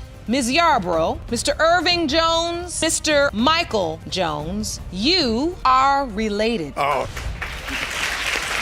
Can Can you believe we just started and it's already this juicy? Miss White opens her case by stating her need to prove the paternity of her 3-year-old daughter, Savannah, to her husband. She admits to previous infidelities and hopes that confirming Savannah's paternity will mend their fractured trust. Hold on to your seats because this roller coaster is just taking off. You've opened your case because the only way to save your marriage and family is to prove to your husband that 3-year-old daughter, Savannah. Yes, Your You admit you've cheated in the past, but husband will trust you again. Is that correct? Yes, Your Honor. The tension is mounting. Mr. White dives into the painful doubts that have plagued their marriage, fueled by neighborhood gossip and his own social media sleuthing. The emotional strain has escalated the marital discord to breaking point, and guess what? It thickens even further up next. Because when it first all come about to where she was having an ex-boyfriend, I had neighbors tell me he was coming over, and then I started doing the snooping on Facebook, seeing where his location was, and then we got into an argument one night. He showed up, and that's when I knew there was something happening. Call him if we're arguing. And the plot thickens. Miss White reveals the deeper reasons behind her infidelity, citing abandonment issues due to her adoption.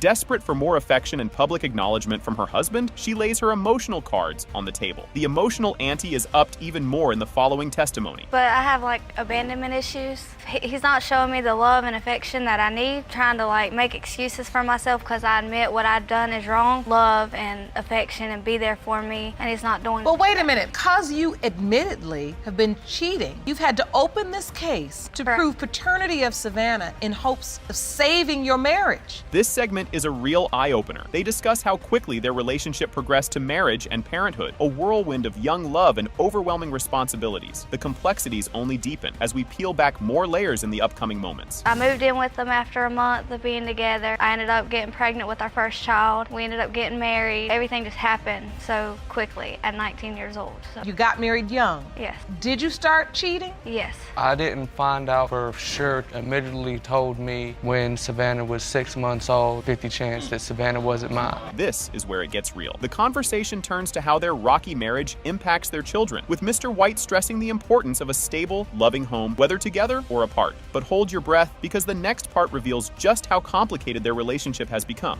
And at the same time, it was kind of a relief, because for a fact that it was actually happening, it wasn't just, oh, it's an assumption, I don't know. I think more than anything that I was more hurt. Done got attached to her. 6 months old, was there for the whole 9 months. I was the one that cut I've been there for all my kids. I work to provide for my kids because I want them to have a better life than I did.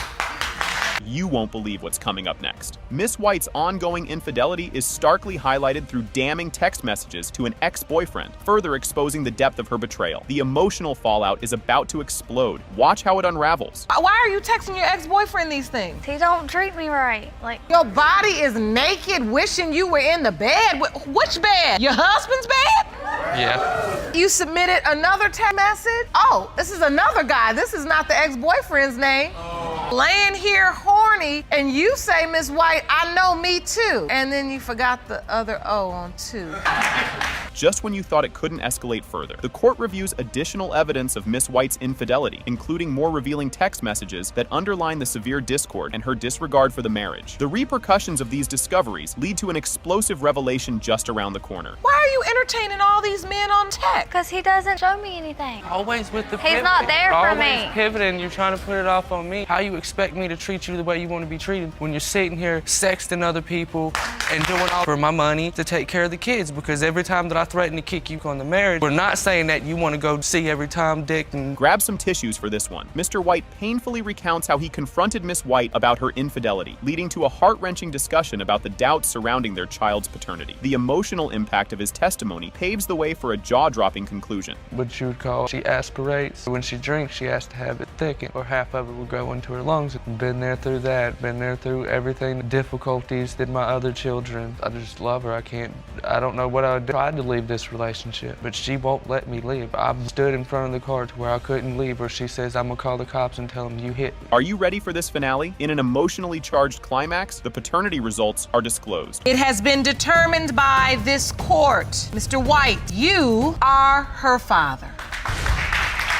What a wild way to kick things off. Ms. Henderson opens her case, explaining her lifelong uncertainty about her father's identity. She believed Mr. Henderson was her biological father until Mr. Rycroft claimed paternity when she was 15. She expresses her doubt and seeks the truth through the case. The suspense is just starting, and you'll want to see what happens next. You claim that Mr. Henderson was your biological father at the age of 15. Mr. Rycroft, he is your dad. You are doubtful and have opened today's case to get the truth. Hold on to your coffee because here comes a heart-wrencher. Ms. Henderson discusses the emotional toll of not knowing her father, impacting both her and her children, who are curious about their grandparents. She expresses a deep desire for familial connection and closure, highlighting her readiness to learn the truth about her paternity. Get ready, because the emotional roller coaster is just getting going. My kids, they want to know their grandparents. My daughter, she tells me all the time, Mom, we're going to find your dad. I'm just ready. I want to be close to somebody, be close to them. I've always been close to him, but I need to know the truth. Strap in for this next revelation. Mr. Rycroft confidently states that he is Ms. Henderson's biological father. He shares his immediate emotional connection upon meeting her, supported by the aunt's belief in his paternity. Their conviction adds emotional weight to the proceedings as they seek confirmation from the court. The plot thickens, and you'll be on the edge of your seat. When we met, I just felt that she was my daughter. And then just to know that my sister's resting in her grave, she needs to know who her family really is. I just need to know, too, for sure. We can all move on. Either way it go, he's been her father, and they're gonna remain being her father. Things are getting spicy. Mr. Henderson recounts his marital difficulties and doubts about Ms. Henderson's paternity. Following his wife's extended trip, his narrative reveals suspicions of infidelity and the complex dynamics that led to the paternity question. You won't want to miss what's coming up next. She's left me in California, went to visit her mother in Arkansas. My other daughter told me that my mom is pregnant. And so when you find that out, cheated, or you assume this is my baby? She was pregnant before she left. I talked to her. I told her, if it's a girl, it's ours. If it's the boy, you gotta go. So you had an inkling, a suspicion. That it wasn't mine. Are you on the birth certificate? No. Grab your popcorn. This is a good one. Ms. Henderson describes her first meeting with Mr. Rycroft, arranged by her aunt, which was emotionally positive. However, her mother's later comments sowed doubts, complicating her feelings and the narrative of her paternity. Things are about to take an even more dramatic turn. She told me to come meet my dad, and we held each other. I asked my mom after that about him. I don't know why William thinks he's your dad. The last time I was with him, I was 18, and I had you when I was 25. My sister, when it comes to telling the truth on certain things, they'll beat around the bush. And like she didn't answer him when she came back, she didn't tell her the truth either. Here comes the juicy part. The episode deepens with revelations about family secrets and affairs, suggesting a tangled web of relationships and hidden truths surrounding Ms. Henderson's birth, adding layers to the paternity mystery. Brace for impact, because the revelations are just getting started. Tired of just beating around the bush, not saying nothing about it. So I went on and told her, do you want to meet your daddy? So you called her that day? I want to meet his daughter. I called him, and he came to Revival, and I said, you want to meet your daughter? We want to hear from you. What was that day like? I'm just astonished about it. I believe she's my daughter. Karen went back to California. I believe she was pregnant. Buckle up for this bombshell. It has been determined by this court. Mr. Henderson, you are not the father. Mr. Williams steps up with full confidence, asserting his unwavering belief that Quenisha Mayberry is his biological daughter, challenging the defendant's opposite claim. He's all in, hoping today's DNA results will slap a big confirmation on what he's been holding on to for 35 years. You won't believe what's coming up next. Mr. Williams, from the moment Quenisha Mayberry, you believe that she is your biological daughter, even though the defendant claimed you hope today's results prove what you have known for 35 years. Is that correct? Yes, Your Honor. In a dramatic twist, Mr. Williams recounts that life-changing moment when he first laid eyes on Quenisha, instantly feeling a father-daughter bond based on their similar looks, just a week after her birth. The court's about to heat up even more, so don't go anywhere. It was the first time I saw her. You know, she looked like me, and I just knew she was my daughter. And you said, this is my daughter. It felt like she looked... Well, she's fair-skinned. I was fair-skinned. Her mom is dark, and the other guy, he's darker. That's not a lot of criteria. But I just felt it in my heart. And most babies are very pale when they're born. Well, so you really did. You had that feeling like, this is my daughter. Yes. Just when you think you've heard it all, Miss Wynn challenges the paternity claim based on mere skin color resemblance, calling it weak sauce and reaffirming her knowledge of the actual dad. This courtroom drama is about to escalate. Watch out for what happens next. He's not her father, Your Honor. Color don't mean nothing, because he light skinned and the other guy is dark skinned. That don't prove that he's her father. It sure doesn't. I know who's her father. It's not Stanley. You'll get a kick out of this. Mr. Williams dives into a backstory of their once close-knit friendship turned brief romantic fling, which Miss Wynn shockingly claims to have no recollection of. The surprises are just getting started. Wait till you see the reaction from the crowd. Just close friends at one while. She used to come by where I used to work at probably 30, 40 times a day, just walking in front of the door to get my attention. You know, we did mess around, but it was never a relationship. So how long did this sexual relationship last? 4 or 5 months, something like that. How do you remember your relationship with Mr. Williams? Can you take me back? I don't remember. Get ready for a jaw-dropper as Miss Wynn emphatically states she does not remember any romantic escapades with Mr. Williams, despite admitting she used to stroll by his store just to catch his eye. The story takes a wild turn soon, so keep your eyes peeled. No, Your Honor, I do not remember. You remember walking past the store and trying to get his attention? So you remember both of you all were young and you remember walking past trying to get his attention? Shoe shine probably about 10 times a day. That's what he said. 50 times a day. Maybe more. And so what still don't prove he's the father. Can you handle more? Listen to Mr. Williams describe taking baby Quenisha to family gatherings, seeking his mother's confirmation of their resemblance. As emotions stir, anticipate even more revelations just around the corner. The first time I took her home to my mom, and I asked my mom, I said, "Do she look like me?" And my mom said, "Yeah, that's your baby, Stan." How old was she? She was months old. I used to go And you get her. came and picked up a newborn baby. Yes. And he wasn't no newborn. Yes. He ain't got no pictures with her being a newborn. It was once I came and got her for like my nieces and nephews' birthday parties. I used to go get her so she can come and play with the other kids. And I would keep her the duration of the party. As emotions swirl, Quenisha speaks up about growing up without feeling a connection to the man on her birth certificate, intensifying the courtroom's atmosphere. The emotional stakes are high, and there's more heart-tugging drama ahead. Man that signed my birth certificate, met him like twice. I don't feel like we have a connection. I really don't feel like that's my father. And you've only seen him like 2 times. And that was when I was like 18, so. That to her. I'm still mom and dad. You've been a mom and probably a really great mom here if you were the dad and could really fill those shoes. And just when you think it's all figured out, the DNA test results drop like a bomb. It has been determined by this court. Mr. Williams, you are not the father.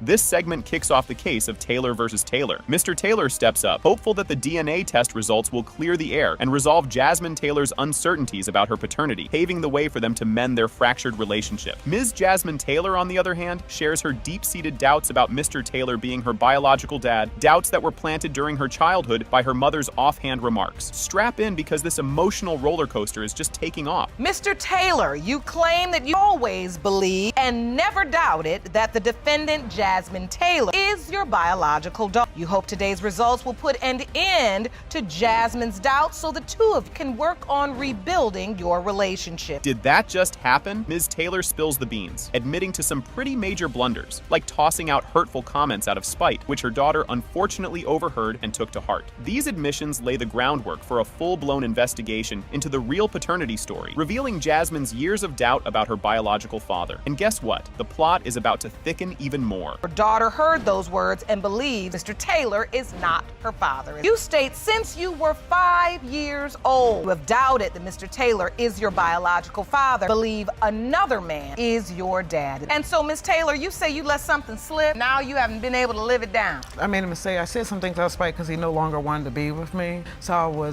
I did have a relationship with somebody else. I had sex with him one time. The courtroom tension just dialed up. Jasmine brings us into one of her earliest memories, overhearing a fiery argument where her mother blurted out that Mr. Taylor might not be her real father. This bombshell has haunted Jasmine, fueling her paternity doubts since she was 5 years old. Keep watching. The twists and turns are about to get wild. When I was younger, like around the age 5, parents, they had got into an argument and I overheard it about my mother saying that, oh, well, that's not your daughter anyway. So ever since then, always wanted to know, like, who's my real father? Is this my father or not? And you remember distinctly hearing? Yes, definitely. I really wish I would have never said that. Things are heating up now. Ms. Taylor dives into the murky details surrounding Jasmine's conception, mentioning a brief fling with another man that casts a shadow of doubt over Mr. Taylor's paternity. This juicy bit of gossip adds layers of complexity to the case, highlighting the slim chance that someone else could be Jasmine's biological father. Hold tight, because the revelations are about to ramp up. I was like maybe 4 months when I realized I was pregnant, and my period has always been irregular. By the time that I realized that I was pregnant, I did sleep with the other guy, but I don't know. Times were you intimate with this this other guy? Once, and then I moved to Maryland. Next thing you know, he was taking me back to Maryland. I always believed that he was the father.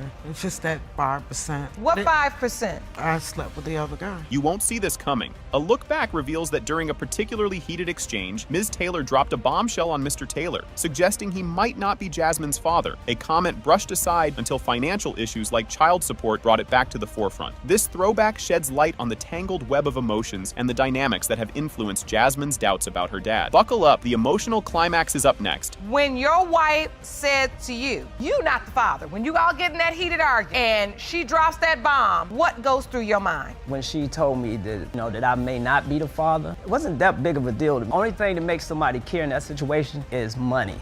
When we wasn't together, and that's when all the problems came. Because when we wasn't together, child support and that. I'm like, okay, then that's when the problem came about to me. This is the big one, folks. The climax hits as the DNA test results are revealed. It has been determined by this court. Mr. Taylor, you are not the father.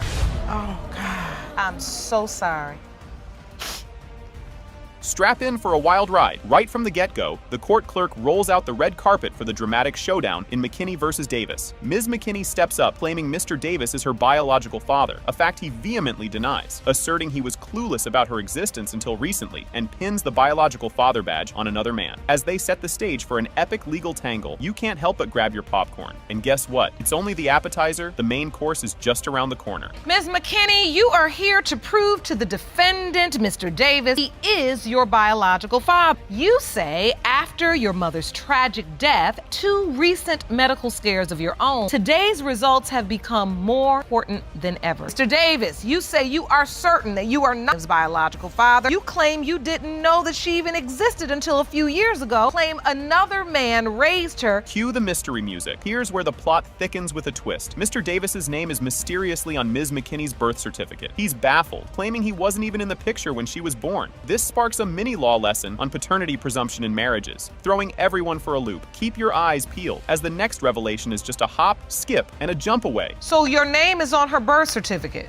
Yes, Your Honor. So you did sign her birth certificate? No, Your Honor. She had to put it on. Her mom had to put it on there because I wasn't even around or even with her. I didn't even, like I say, I didn't even know I even had a daughter. She never even explained to me. I object. So by law back then, if you were married, then that's your child. Then that is you are the legal father to a child born in the marriage. Pretty much, that's what I was told. You might want to sit down for this bombshell. Mr. Davis claims his marriage lasted about as long as a sneeze. He recounts a jaw-dropping tale of returning home on his wedding day, only to find his bride less than lonely. Yep, you heard that right. She was with 2 other guys. As the courtroom gasps echo off the walls, buckle up because the roller coaster is nowhere near the final stop. Well, I was with her for one day. What? Yes. Y'all lived together. You were married for one day. But they lived together. The day we got married, I took off, we got married, and I had to go back to work. And so once I finished my shift off, my house was dark. And when I entered the house, I turned the lights on, acknowledged my wife, and she in bed with 2 other guys.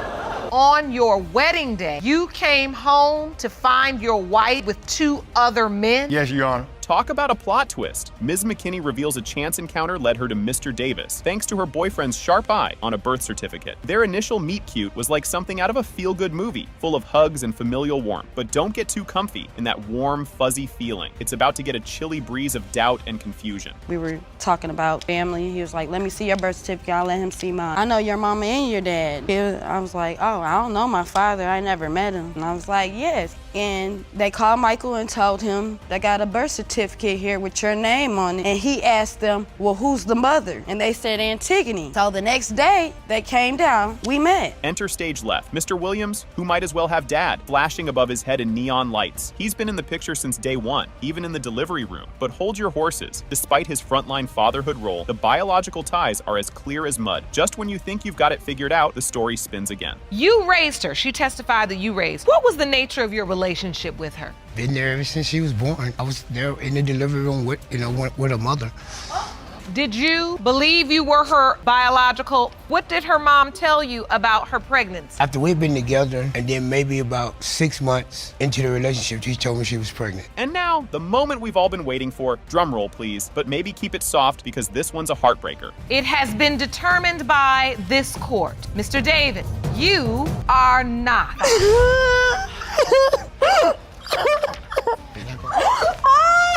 Can you believe we're starting off like this? Ms. Barrett brings a lawsuit against her father, Mr. Jones, claiming a whopping $5,000 for emotional distress due to a childhood she describes as neglected and significant absences during critical life moments, like her mother's funeral. And you thought your family reunions were drama-filled. Just wait until you see what's coming up next. Ms. Barrett, you are suing the defendant for $5,000 in debt for emotional distress. The defendant may be your biological father. You say he has never been there for you. In fact, you claim he wouldn't even show up for your mother's funeral when you were just 16 years old. The plot thickens immediately. Mr. Jones fires back, denying any financial responsibility, and demands a paternity test, casting doubt over Ms. Barrett's claims due to some spicy revelations about her mother's past infidelities around the time of conception. The courtroom's about to turn into a pressure cooker. Keep your eyes peeled. You deny Ms. Barrett is owed financial damages due to emotional, even though her mother admitted to you she slept with another man when Ms. Barrett, as well as an award of $500 for money the plaintiff stole from you. Here's where it gets juicy. Ms. Barrett dives deeper into her emotional turmoil, painting a picture of a father who was virtually absent from all the important snapshots of her life, including her birthdays and, most painfully, her mother's funeral. Strap in, because the emotional roller coaster is just picking up speed. Never wanted to go to any of my birthdays. He claims he did, but he didn't show up to any of my birthdays. He wasn't there at all for me when I was a kid, just as because he's supposed to be my dad. All I got from him was that he couldn't go and to give my mom because he still loves my mom.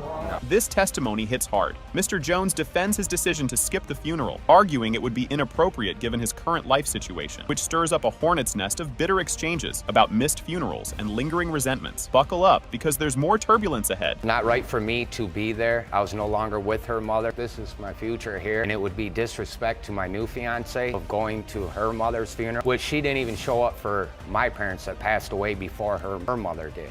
Everyone in the courtroom needed a moment to process this one. Mr. Jones shockingly admits he had doubts about being the father right from the start, spurred by the bombshell that Ms. Barrett's mother dropped about her romantic escapades during her pregnancy. The next part is a real mic drop moment. Why are you not on the birth certificate, Mr. Jones? Did you have... Brought her into my life. Take me back. When Ms. Barrett was born? No, I wasn't, Your Honor. I was with somebody else. She was not brought into my life. Did you know her mother was pregnant? In front of a party store, hanging out with my friends, and told me that she had to talk to me, which my daughter was in the back seat as a child. Talk about a plot twist. Ms. Barrett drops a bombshell claim that she was sold to her grandmother for a mere $100 when she was just 6 months old, thanks to her parents' desperate need for rent money. The audience gasped, and so will you when you hear what's coming up. When I was 6 months old, him and my mom sold me to my grandmother for $100. So him saying that he didn't know about me and told her that they needed rent money, they were $100 short. My grandma said, the only way I'm giving you $100, give me that baby, because I was in rags. Gave me to my grandmother and took the $100 and went home to their happy little house. Things are heating up. The tension doesn't let up as Ms. Barrett accuses Mr. Jones of being overly controlling during the short time she lived with him, treating her more like a girlfriend than a daughter, which Mr. Jones vehemently denies, emphasizing his intent to be protective. Fasten your seatbelts. It's about to get even wilder. $300 purses. He doubted whether or not you were his... He did say that he didn't think that I was his daughter. He also told my mom that. He told my mom that he did not believe that I was... He can say what he wants in front of his girlfriend, but he's told my mom... I ain't never stated that. If I loved her mom, I left her behind and moved on with my life. You'll be on the edge of your seat for this one. The conflict reaches a boiling point with allegations of theft flying back and forth. Mr. Jones accuses Ms. Barrett and her friend of pilfering $500, leading to police intervention. Claims that Ms. Barrett fiercely denies. The climax is just around the bend, and it's a jaw-dropper. Called the police and had her, because she ripped me off $500, her and her friend went out and bought new.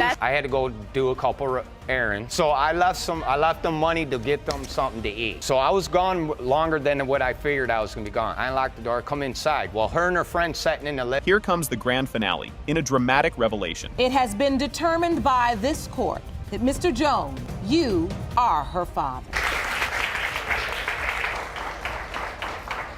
Ms. Pringle accuses Mr. Brown of denying their 18-month-old daughter, Tatiana. She is upset because he has ignored Tatiana's existence since birth. She hopes the DNA test will make him acknowledge his paternity and responsibilities. Brace yourself, Mr. Brown's retort is up next, and it's a doozy. You open this case against Mr. Brown because you say he denies fathering your 8-year-old daughter, Tatiana. You state he has acted like she doesn't exist since the day she was born. You want Mr. Brown to step up after today's result? Prove he is the the father. Ms. Pringle emotionally explains how her past mistake of infidelity is affecting her daughter's chance to have a father. She breaks down, expressing the pain of raising her daughter alone, highlighting the emotional stakes of the paternity test. Get ready, because the emotional roller coaster is just picking up speed. Can you tell the court what that feels like? I see the tears in your eyes. It hurts really bad because I have to raise her on my own, and no child should go through that. Can you look at Mr. Brown and tell him how much this hurt? It hurts really bad that you're denying my daughter. A poignant moment unfolds as Ms. Pringle directly addresses Mr. Brown in court, conveying the deep emotional impact of his denial on both her and their daughter. She tearfully explains how their daughter looks for her father daily. Hang on, because what happens next will really pull at your heartstrings. She looks for you every day, and she says daddy every day, but you're nowhere around to help me raise her. She's probably like, where's my daddy? Nobody cares about me but my mother.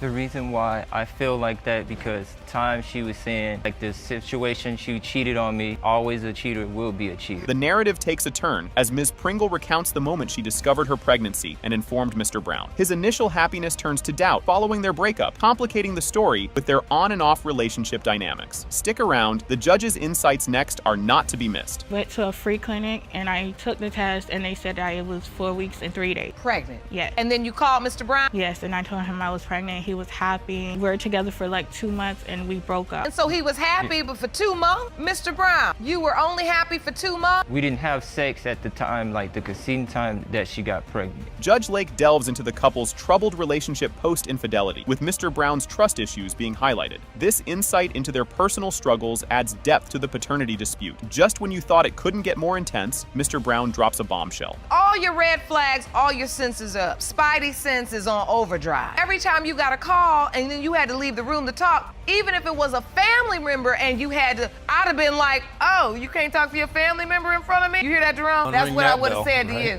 Okay? Something isn't imputing, especially after infidelity in a relationship. Yes. Mr. Brown admits to signing the birth certificate despite his doubts, driven by his desire to provide a father figure for Tatiana. This admission reveals his conflicting emotions and the complexity of his decisions. Up next, the evidence showdown is about to change everything. You didn't come to the birth? No. So I guess you didn't sign the birth certificate either. I signed it because I felt like I didn't have a father figure at the time either in my life, so a feeling like she has a dad to depend. Did you have doubts when you did that? Yes, but I felt kind of bad because I don't want a child to go through the same thing I went through. Both parties claim to have medical evidence proving their respective cases, setting the stage for a dramatic revelation. The anticipation builds as they prepare to present their evidence to the court. Don't go anywhere. The evidence reveal is a real jaw-dropper. Well, this is a first in this courtroom. You say you both have medical evidence that proves your case. Yes, Your Honor. Ms. Pringle, you say you have medical evidence that proves Mr. Brown is Tatiana's biological father. Mr. Brown, you say you have medical evidence that proves there is no way you can be Tatiana's biological father. Ms. Pringle presents her medical evidence that links physical traits and conditions between Mr. Brown and Tatiana, such as lactose intolerance and similar physical quirks, attempting to establish a biological connection. Next up, Jerome takes the stage, and it's hilariously enlightening. She's lactose intolerant, so is he, and other family members is lactose intolerant. I'm not. She has the same hairline as him, and she also does this squat that he... Squat? Yeah, she does it all the time. What is the squat? Like when I'm fixing on something. Let me see. I can do that. In a lighter moment, the court laughs as Jerome, the court officer, attempts a physical squat to demonstrate a trait Ms. Pringle associates with Mr. Brown, adding a humorous break in the tension. But don't relax just yet. The expert's testimony up next brings us back to the core of the case. Jerome, now can you squat down there like that? Exactly how. Oh, shoot. Oh, and then I gotta laugh to keep from crying. It's not the same though. It's not the same squat. You gotta be even on both legs. Uh-oh, Jerome, uh-oh. Got a heavy gun belt on. Oh, okay, your gun belt is holding you back. Okay. So, thank you, Jerome, for your... Expert testimony from Dr. Gator discusses the heritability of lactose intolerance and asthma, crucial to the case's medical claims. This scientific perspective aims to clarify the genetic connections, or lack thereof, pertinent to the paternity dispute. The moment of truth is just around the corner, and it's a doozy. Mr. Brown is lactose intolerant, and her daughter is lactose intolerant, and there are people in his family who are also lactose intolerant. Explain to the court whether this is something that is passed down, is hereditary. How do you become lactose? That's a great question, actually. So your lactose intolerant body doesn't produce an enzyme called lac, and lactase is what breaks down the milk. As the DNA results are about to be revealed, Ms. Pringle makes a heartfelt plea to Mr. Brown about her needs and expectations for him as a father, emphasizing the real-life implications of the case beyond the courtroom drama. The DNA reveal is next, and it's a real game changer. What you want and what you need. You've been with Tatiana by yourself for 18 months. I want you to help me financially, emotionally, and physically to be there for her and show her what a guy shouldn't do to her when she grows up. I have to be there and teach her all these things. The DNA results confirm. It has been determined by this court. Mr. Brown, you are the father.